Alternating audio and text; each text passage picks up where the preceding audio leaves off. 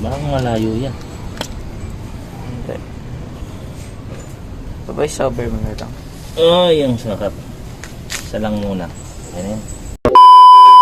Alright mga gar, for today's video, magluluto tayo ng napakainam, napakabisa na inasal. Samahan nyo ako, mag-iyaw tayo mga gar. Papakita ko sa inyo yung iihawin natin. Let's go. Pala mga gar, yung ating iihawin. Yan na mga gar. Malalaki yan. 4 na piraso. 4 na pirasong mga hita, mga gar. Tapos lalagyan natin siya ng barbecue marinade. Mga gar. Bababad lang natin siya.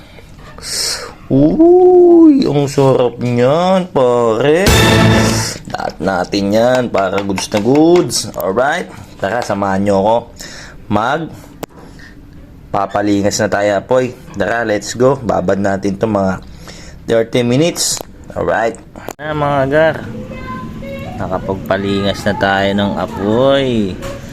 Maganda rin minsan iihaw talaga para mausok, mawala yung mga lamok. Ayan si Enwox, oh. Si Kuya ito, no. Let's go. Ayan na mga gar, lagyan natin ng nor seasoning. Ang bango niyan pag inihaw. Tapos paliguan natin siya ganyan, no. Uy, ang sarap, pare. Kayo gar, ano bang ulam nyo ngayon? Comment nyo naman gar. Ayan mga pare, sarap. Sarap yan, lagay natin sa ihaw dito. Let's go. Baka malayo yan. Hindi.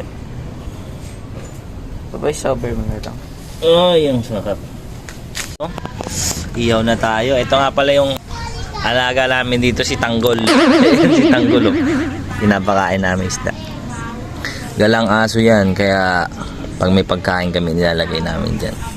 Pupunta lang siya dito pag gugutom na siya. Kawawa din naman yung mga asong gala. Ako 2 beses na ako nakagat ng aso, pero hindi naman ako takot eh. Natalikudan lang talaga ako ng aso. Bibili ako sa tindahan, sabay kinagat ako, yun. Yan. Habang nag-iihaw tayo mga pare. Krapsa. A few hours later. Ayan na mga gar.